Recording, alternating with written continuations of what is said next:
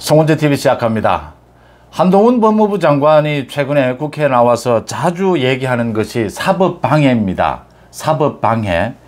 그러니까 검찰과 경찰이 수사를 하고 기소를 해서 범죄자에 대해서, 혐의자에 대해서 이제 재판 과정을 거쳐서 이 처벌을 하게 됩니다.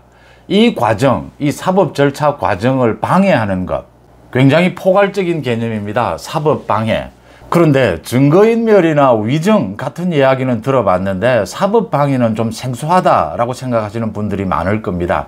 그게 그럴 게 이 사법방해가 우리 법 체계에는 없었습니다. 우리 개념에는 없었고 미국에서 사법방해 또 사법방해죄 이 죄명도 있습니다. 또 미국에서는 이 사법방해에 대해서 굉장히 엄중하게 처벌을 합니다. 한동훈이 굉장히 영미법에 이렇게 박습니다. 공부를 많이 했죠. 그래서 이 포괄적으로 이 사법방해라는 개념을 이야기를 했던 겁니다. 이 사법방해 안에는 그러니까 위증이나 위증교사, 또 재판을 지연하고 재판을 방해하고 또 증거인멸, 뭐 여러 가지 모두를 포함하고 있는 개념입니다. 이 사법방해가 중요한 이유는 갈수록 이제 변호사들도 많아지고 변호사들의 도움을 받는 게 당연해지고 있습니다. 그 다음 이제 검찰이라고 하는 또 경찰이라고 하는 국가기관에 대해서 이 권위를 인정하기보다는 재판에서 검찰 측과 피의자 측이 또 변호사 측이 이렇게 다투어서 재판정에서 결정이 되는 검찰에 대해서 기존의 어떤 국가기관으로서의 권위를 인정하는 것이 약해지면서 이 사법방해가 굉장히 문제가 되는 것입니다. 이제 변호사들도 많아지고 모두 자신이 피의자가 되면 자신이 이 처벌을 받지 않기 위해서 갖은 방법을 쓰게 되면서 사법방해 행위가 심각해진다. 그래서 뭐 미국에서는 이게 오래전부터 심각한 문제였기 때문에 처벌도 굉장히 강화되어 있습니다. 그런데 우리나라의 경우에는 사법방해 이런 포괄적인 개념보다는 증거인멸, 위증, 위증교사 또는 공무집행방해 이런 식으로 처벌을 해왔습니다. 증거인멸이 가장 구속의 직접적인 사유가 됩니다. 그래서 사법방해가 좀 생소하다라고 생각을 하실 수가 있을 겁니다. 그런데 한동훈 장관이 이 사법방해 개념을 이야기하면서 이제는 이 이재명의 비리, 이재명의 구속을 둘러싸고 이게 일반적으로 언론에서도 많이 쓰고 있습니다. 지금 민주당의 이재명이 4일 검찰이 출석하라고 했는데 4일 소환에 응하기는 어렵다. 11일 이후로 늦춰달라라고 이렇게 신경전을 벌이는 이유 중에 여러 가지 이유가 있습니다만 그 중에 가장 중요한 게 이 사법방해입니다. 그러니까 이재명의 본 비리입니다. 이 백현동이라든지 대북 송금과 관련해서는 거의 뭐 사실은 검찰의 조사도 다 되어 있고 이재명을 이제 불러서 마지막 확인하는 절차만 남아 있습니다. 가장 중요한 게 이재명 구속을 결정할 가장 중요한 변수가 이 사법방해다라고 하는 것입니다. 증거인멸을 하고 있다면 뭐 이재명이 도피할 우려는 없지 않습니까? 도피도 뭐 모르겠습니다. 이재명 같은 경우에는 하도 거짓말도 잘하고 하기 때문에 일단 야당 대표가 도피할 우려는 없다라고 본다면 증거인멸을 지금 피의자가 계속하고 있다면 이건 구속을 시키지 않을 수가 없는 것입니다. 그래서 영장실질심사를 하면 언제나 나오는 이야기가 증거인멸의 우려가 있다라는 것입니다. 이재명이 증거인멸의 우려가 있느냐 없느냐 이게 가장 이재명 구속의 결정적인 사유가 될 것이다 라는 겁니다. 그러니까 백현동이나 대북 송금 관련해서는 이재명이 계속 반론을 제기를 할 겁니다. 그러면 재판부에서 흔히 이게 다툼의 여지가 있다. 아직 뭐 서로 어느 쪽이 옳은지 좀 수사도 해봐야 되고 재판을 진행해 봐야 된다. 다툼의 여지가 있다라고 했을 때는 꼭 구속시킬 필요는 없어집니다. 또 구속을 가능하면 시키지 않는 것이 좋은 쪽으로 해석이 됩니다. 왜냐하면 자신의 주장, 자신이 결백하다라고 주장할 수 있는 그런 기회를 줘야 하지 않습니까? 그러니까 구속이 되고 나면 이렇게 반론권을 제기할 수 있는 이런 기회가 굉장히 박탈당하기 때문에 구속을 시키지 않을 수 있다. 그렇지만 증거인멸을 한 혐의가 드러나게 되면 좀 더 포괄적으로 사법방해를 한 혐의가 드러나게 되면 이건 구속을 시키지 않을 수 없다. 이렇게 이제 흘러가게 되는 것입니다. 그래서 지금 날짜를 두고도 이재명이 검찰과 신경전을 벌이고 있고 지금 이재명이 사법방해에 대해서 자신에 대한 사법방해에 대해서 어떻게 피해 나갈 것이냐를 고민하고 있다라고 보입니다. 검찰은 이 사법방해, 이재명의 사법방해에 대해서 집중적으로 조사를 하고 있습니다. 그러니까 다음 달 4일 이재명의 이 사법방해에 대해서 검찰이 이재명의 측근들에 대해서 소환을 이미 통보를 해놓고 있습니다. 바로 이재명의 최측근인 박찬대, 지금 최고위원입니다.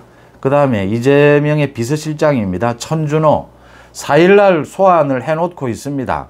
아마 이재명이나 지금 이재명의 측근들인 박찬대, 천준호 등은 지금 사법방해를 놓고 지금 어떻게 답을 할 것이냐 검찰에 가서 아마 굉장히 말을 맞추고 있을 겁니다. 그럼에도 불구하고 검찰이 많은 자료들을 가지고 있어서 직접 조사를 하게 되면 또 이 각자의 말이 다를 수가 있습니다. 그 틈을 이제 검찰이 노리는 것인데, 검찰은 4일 이재명까지 모두 불러서 동시에 조사를 하겠다라고 하는 것이고, 이재명은 이 박찬대나 천준호가 조사를 받고 난 다음에 그 조사 결과를 보고 자신이 조사를 받는 것이 유리합니다. 그래서 이재명은 좀 늦추자라고 이야기하고 있는 겁니다. 검찰은 아마 4일 이재명 소환하는 것을 굉장히 강하게 압박을 하게 될 겁니다. 여기에서 이재명의 고민이 있다. 지금 이재명 측근들의 사법방해는 굉장히 많은 것이 이미 드러나 있습니다. 지난번 이재명을 중앙지검에서 불러서 백현동 수사를 할 때 이재명이 가장 깜짝 놀랐던 부분, 이재명에게 검찰이 기습적으로 내놓은 이 조사가 소위 이 사법방해였습니다. 그때는 이재명의 소위 위증교사 혐의였습니다. 지난 2002년에 이재명이 KBS PD와 함께 검사를 사칭해서 벌금 150만 원을 받은 것이 있습니다. 그때 그 재판에서 위증을 한 사람이 지금 백현동에 관계가 되는 사람입니다.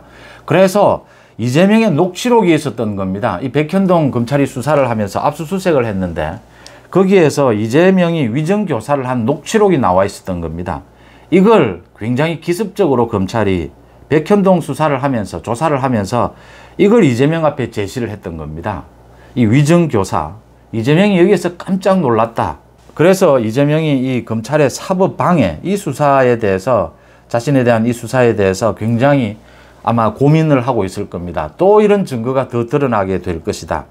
지금 이재명의 사법방해 의혹은 지난 2월 달에 이재명의 대장동 비리를 가지고 검찰이 구속영장을 쳤을 때 그때도 이 사법방해가 있었습니다. 기억하시면 이재명의 측근인 정성호입니다. 정성호가 지난해 말에 이재명의 측근들인 김용이나 정진상 모두 면회를 갔습니다. 거기에서 정성호가 한 이야기가 잘 버텨야 한다. 이재명이 다음에 대통령이 될 수도 있다. 이재명과의 관계를 진술하지 않고 버티면 이재명이 다음에 대통령이 될 수도 있다. 이런 이야기로 소위 회유했다라는, 이게 지금 지난 2월 달에 그 검찰의 구속영장에도 명시가 되어 있었습니다. 그때는 국회의 그 불체포 특권에 막혀서 영장이 집행이 되지를 못했습니다. 영장 실질 심사까지는 가지는 못했는데, 그렇게 이제 사법방해 의혹, 이게 중요하다. 지금은 소위 이재명의 측근인 박찬대, 천준호를 4일 소환해 놓고 있다. 이 참고인 신분인데 박찬대와 천준호도 지금 이재명과 함께 협의를 할 겁니다. 검찰에 4일날 나올 것이냐. 검찰은 지금 이재명도 4일 같이 나오라라는 이야기입니다. 동시에 조사를 하겠다. 입 맞추는 걸 막겠다라고 하는 것입니다. 박찬대는 이화영의 부인과 통화를 한 의혹입니다. 박찬대가 자인을 했습니다. 인정을 했습니다. 그러니까 박찬대도 이걸 부인을 하다가 이재명이 백현동 그 비리 조사를 받으면서 사법방해 의혹 그 부분까지 드러나자 그 다음날 박찬대가 인정을 합니다. 그러니까 이화영의 측근도 만났고 또 이화영의 부인과 통화까지 했다. 이렇게 박찬대와 이화영의 부인이 통화를 하고 난 다음에 이화영의 부인이 이제 민주당을 통해서 성명도 내고 자신의 남편인 이화영이 검찰의 압박 수사에 못 이겨서 진술을 번복하고 있다.